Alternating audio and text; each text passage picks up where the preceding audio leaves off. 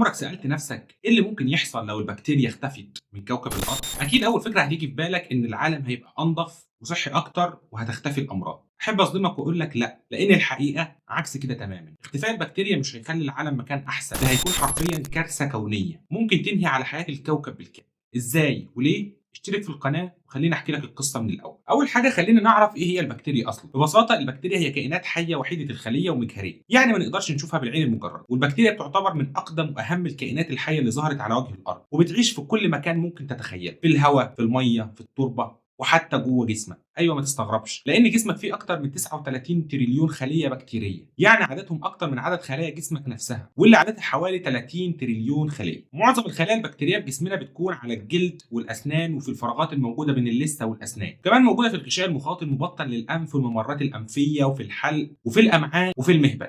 الغريب ان معظم الخلايا البكتيريه دي مش بيسببوا اي امراض، بل بالعكس دي بتكون بكتيريا مفيده لينا، لان مثلا البكتيريا الموجوده في الامعاء بتساعد على تفكيك الاكل وهضمه، والبكتيريا الموجوده على جسمنا بتحمي الجلد من الميكروبات الضاره، وبتساعد في الحفاظ على توازن صحي للبشر، وكمان بتساهم في تقويه جهاز المناعه، وبتمنع انتشار الفطريات والبكتيريا الضاره واللي ممكن تسبب التهابات كبيره. ولو جينا لسؤال الحلقه وتخيلنا مع بعض ان البكتيريا اللي في العالم اختفت فجاه، ايه اللي هيحصل؟ ببساطه الحياه هتكمل عادي، لكن تأثير فقدان البكتيريا هيبدأ فورا، وهنلاحظ ان كل الامراض اللي بتسببها البكتيريا اختفت، يعني مش هيبقى فيه التهابات بكتيريه ولا سل ولا حتى امراض زي الايبولا اللي بتسبب كوارث للبشر سنويا، وده معناه اننا مش هنحتاج مضادات حيويه ولا ادويه لمكافحه العدوى، وكمان مش هيكون في مشكله البكتيريا المقاومه للمضادات الحيويه واللي حرفيا بتهدد حياه الناس. لكن للاسف ده مش معناه اننا كده بقينا في امان، لان الفيروسات والفطريات لسه موجوده، وغياب البكتيريا ممكن يديهم فرصه اكبر انهم يتكاثروا ويكونوا اخطر على صحه الانسان. وخلينا نشوف ايه الحاجات اللي ممكن تتاثر تاثير سلبي بموت او اختفاء البكتيريا. اولا الجهاز الهضمي. البكتيريا النافعه اللي في معدتك مش بس بتساعدك تهضم الاكل، دي بتعمل حاجات اهم بكتير.